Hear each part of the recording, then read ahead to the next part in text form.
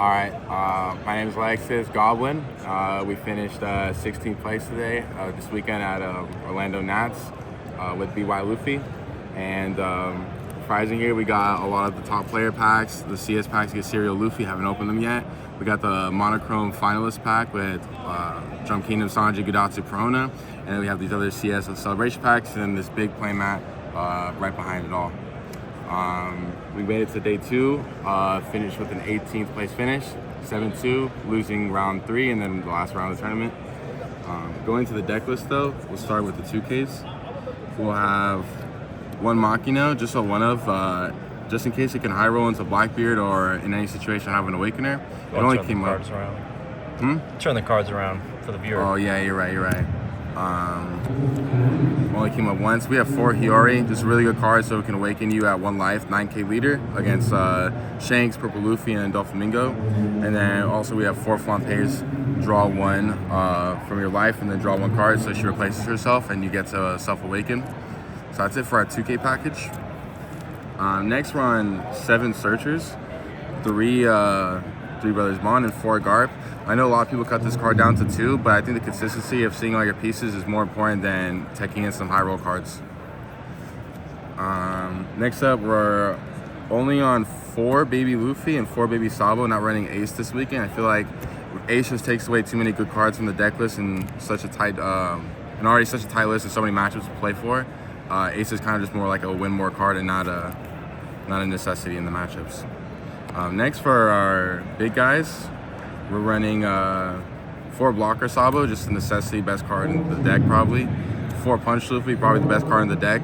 And 4 Rocket Luffy, probably the best card in the deck. So all these just have like such important pieces and placements in any matchup. Like Rocket Luffy into Dofi is important, or any matchup where you have Kuzan or any cost reduction.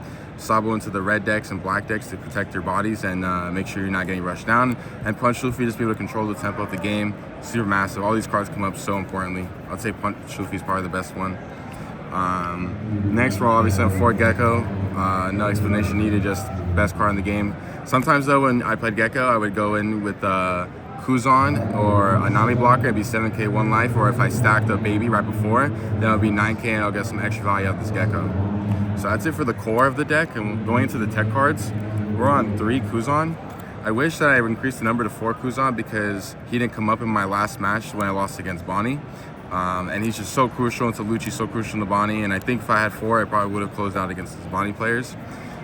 Next, we're on 2 Nami. Some people are on Shirahoshi blocker, but I think Shirahoshi blocker is just kind of like, you have to high roll to see it into Purple Luffy. And that's where it comes up the best. But Nami's really good into Doflamingo and even red decks when you're getting starved and losing your hand size fast, and you have the Gecko already on the board, then you can do a lot with this card. Next, we're running 2 Thunderbolt Sabo, another big guy that we just showed earlier. Some people are on 1 or 0 or 2.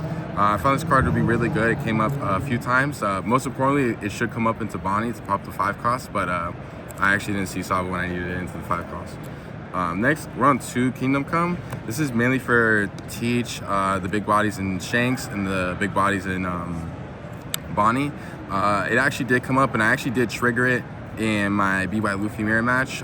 He sat his baby Luffy down, and then I triggered it, and I just popped it immediately because this card's kind of a brick in the mirror. But this card's also a good trigger against Doflamingo since you're always at low life. And then my last one of is Ivankov. Actually only came up once, but it's also really good into Purple Luffy if you need to awaken after they play 9 Mom. And it also helps you where you don't have to force to have a Punch Luffy on board or to burn a 2k and then not even get the card back. So that's it for the deck list. Now for the matchups. Round 1, we fought a Lucci. We lost dice roll, had to go first. Round 2, we fought Shanks, Vampire Gaming. That one I went second. It was a close game. He played Shanks and then swung 7 with Ben Beckham at my Punch Luffy, and I thought, oh, he only has 1 swing, and so I'm gonna block my Sabo, and then I left myself open for the 12k swing. Thankfully, he swung again at the Punch Luffy, so I didn't have to burn any cards. My round 3 was a Bonnie player. He just high rolled me, played 3 Bonnie Searchers, couldn't do anything there. My round 4 was an RP Luffy. It was looking bad at first, but I actually used Raigo to kill his Whitebeard, and then regain momentum from there. Round 5 was in a local playing an L. Really close game. I starved him out after he swung with his Katakuris and ace, and then I had 5 bodies on board and just swung out. Round 6 was a Shanks player that was running Red Force.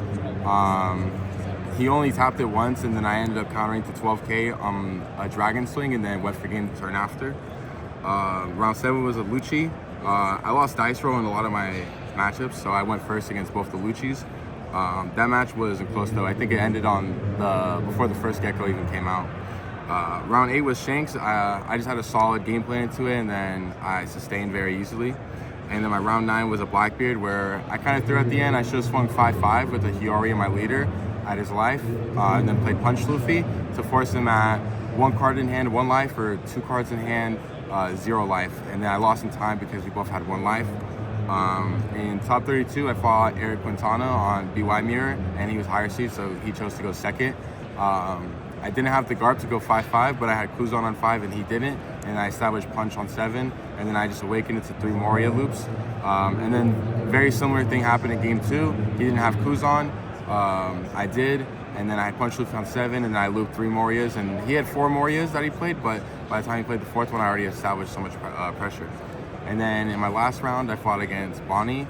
That one was bad. I had the seed advantage, but I didn't see Kuzan or Thunderball Sabo going second on both games. And then on second game, I was doing good, but it came down to if he had the 3rd Dofi or not, and he did, and that's how he got it. So that's my deck list. Those are my matchups. With BY Luffy. Well, congrats. Any shout outs? Shout outs to Orlando, shout outs to the locals, shout outs to CFL. I came in OPO2 trash Whitebeard player, so being in this position and like having everyone else help me the way they did, and like being able to test with like really good players in my region, I'm just very grateful. Shout outs to Night Love, shout outs to Brandon. Yes, sir. Also getting top 32 today. Gerald actually got top 8 Night Love for doing his exhibition over there. And yeah, shout outs to Moist Critical too. All right, see ya.